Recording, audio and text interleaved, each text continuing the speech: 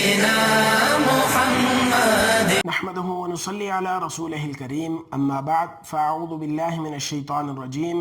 بسم اللہ الرحمن الرحیم السلام علیکم ورحمۃ اللہ وبرکاتہ۔ اسلامک وظائف آفیشیل ایک اور نئی ویڈیو کے ساتھ آپ کی خدمت میں حاضر ہے۔ ناظرین، آج کی اس ویڈیو میں آپ کے لیے دعاؤں کی قبولیت کے حوالے سے ایک ایسا خاص عمل لے کر حاضر ہوا ہوں جو کہ جمعۃ المبارک کے دن کے حوالے سے خاص ہے، اور اس عمل کو آپ نے نماز جمعہ ادا کرنے کے فوراً بعد کر لینا ہے۔ یعنی جب آپ نماز جمعہ ادا کریں تو نماز جمعہ ادا کرنے کے بعد جو جمعہ کی باقی رکھتے ہیں، جیسے نماز جمعہ کے فرائض کے بعد 4 سنت، 2 سنت اور 2 نفل، یہ نماز پڑھنے کے بعد آپ نے اس عمل کو سجدے میں کرنا ہے،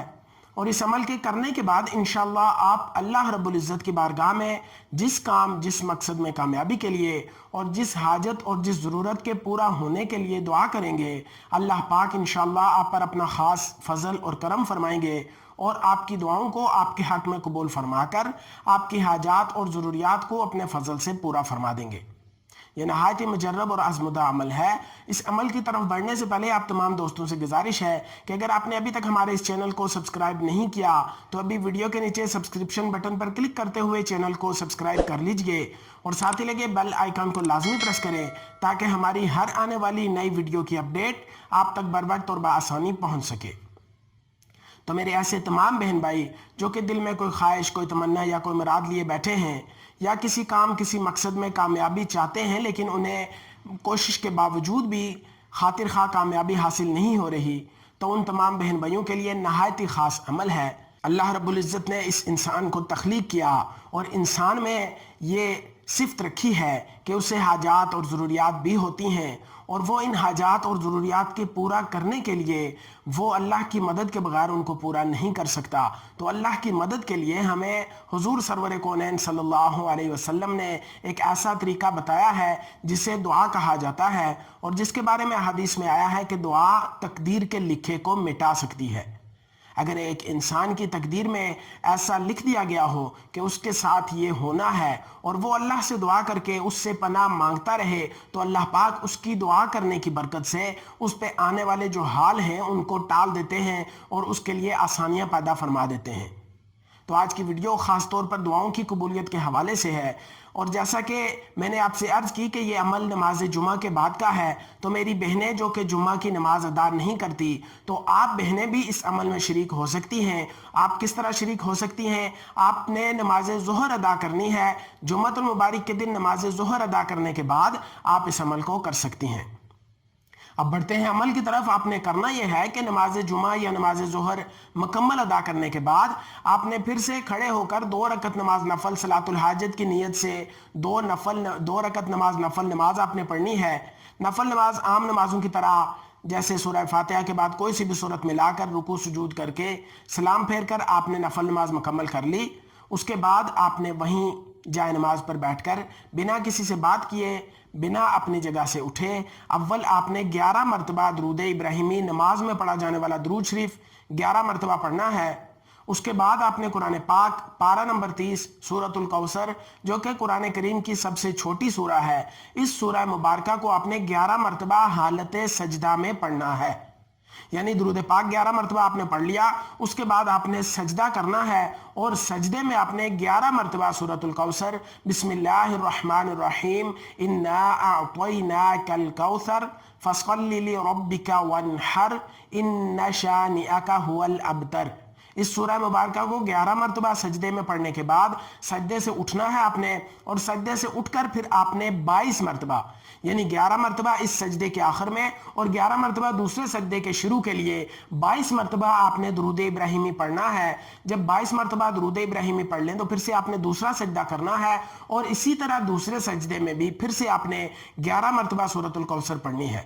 جب دوسرے سجدے میں بھی 11 مرتبہ سورۃ الکوثر پڑھ لی جائے تو پھر سجدے سے اٹھ کر پھر سے آپ نے 22 مرتبہ، یعنی 11 مرتبہ اس سجدے کے اختتام پر اور 11 مرتبہ اگلے سجدے کے شروع کے لیے آپ نے 22 مرتبہ درود ابراہیمی پڑھنا ہے۔ اب 22 مرتبہ درود ابراہیمی پڑھ لینے کے بعد پھر سے آپ نے تیسرا سجدہ کرنا ہے، اور تیسرے سجدے میں پھر سے آپ نے اسی طرح 11 مرتبہ سورۃ الکوثر کی تلاوت کرنی ہے۔ جب تیسرے سجدے میں بھی 11 مرتبہ سورۃ الکوثر پڑھ لیں تو سجدے سے اٹھ کر پھر اب آپ نے 11 مرتبہ درود ابراہیمی پڑھنا ہے. یعنی یہ عمل سورۃ الکوثر 33 مرتبہ اس عمل میں حالت سجدہ میں پڑھنی ہے اور سجدے 3 کرنے ہیں اور ہر سجدے کے شروع میں اور آخر میں 11 مرتبہ آپ نے درود ابراہیمی پڑھنا ہے. میں امید کرتا ہوں کہ آپ کو سمجھ آ گئی ہوگی کہ سب سے پہلے آپ نے 11 مرتبہ درود ابراہیمی پڑھنا ہے, اس کے بعد سجدے میں 11 مرتبہ سورۃ الکوثر. اب اس سجدے کا 11 مرتبہ درود ابراہیمی سجدے کے بعد, سجدے سے اٹھنے کے بعد وہیں بیٹھ کر 11 مرتبہ درود ابراہیمی پڑھ کر ایک سجدہ آپ کا مکمل ہو گیا. اب 11 مرتبہ درود ابراہیمی پڑھنے کے بعد دوسرے سجدے کے لیے پھر سے آپ نے 11 مرتبہ درود ابراہیمی پڑھا, پھر سجدے میں 11 مرتبہ سورۃ الکوثر اور سجدے سے اٹھ کر پھر آپ نے 11 مرتبہ درود ابراہیمی پڑھا. پھر اگلے تیسرے سجدے کے لیے پہلے آپ نے 11 مرتبہ درود ابراہیمی پڑھا, اس کے بعد حالت سجدہ میں 11 مرتبہ آپ نے سورۃ الکوثر کی تلاوت کی اور سجدے سے اٹھنے کے بعد آخر میں پھر آپ نے 11 مرتبہ درود ابراہیمی پڑھ لیا. اب یہ عمل یوں آپ کا مکمل ہو گیا. اس کے بعد آپ نے ہاتھ اٹھا کر جھولی پھیلا کر اللہ رب العزت کی بارگاہ میں اپنی تمام تر جو بھی آپ کو پریشانیاں ہیں, جو آپ کو مشکلات ہیں, جو آزمائشیں ہیں یا جس قسم کی بھی کوئی ضرورت یا کوئی حاجت آپ کو پیش آ رہی ہے, اس کے حل کے لیے خصوصی طور پر رو رو کر گڑ گڑا کر آپ نے اس عمل کو کرنے کے بعد اللہ سے دعا کرنی ہے. انشاءاللہ اس عمل کی برکت سے اللہ پاک آپ کے ہاتھوں کو خالی ہاتھ نہیں لٹائیں گے, آپ کی جھولی کو بھر دیں گے. آپ جس کام جس مقصد میں کامیابی کے لیے بھی دعا کریں گے اللہ پاک انشاءاللہ آپ کو اس عمل میں ضرور کامیابی عطا فرمائیں گے. اب جیسا کہ آپ کو میں نے بتا دیا کہ یہ عمل مرد حضرات جمعہ کے بعد اور خواتین نماز ظہر کے بعد کریں تو یہ جمعۃ المبارک کے دن کے حوالے سے خاص ہے. اس کے علاوہ اگر آپ کسی اور دن کرنا چاہتے ہیں تو کسی بھی دن آپ نماز ظہر کے بعد اس عمل کو کر سکتے ہیں. انشاءاللہ اس عمل کا آپ کو پورا فائدہ حاصل ہوگا. امید ہے آپ کو ہماری آج کی یہ ویڈیو بھی پسند آئی ہوگی. آپ سے گزارش ہے کہ صدقہ جاریہ کی نیت سے اس ویڈیو کو زیادہ سے زیادہ شیئر کریں تاکہ آپ کی فرینڈ لسٹ میں موجود دوسرے مسلمان دوست احباب بھی اس سے مستفید ہو سکیں اور ان کی دعاؤں میں آپ کو بھی پورا حصہ مل سکے. انشاءاللہ بہت جلد ایک نئی ویڈیو اور ایک نئے عمل کے ساتھ آپ کی خدمت میں حاضر ہوں گا. اپنا بہت سارا خیال رکھیے گا, دعاؤں میں ہمیں ضرور یاد رکھیے گا. اللہ حافظ. السلام علیکم ورحمۃ اللہ وبرکاتہ. اللهم صل على سيدنا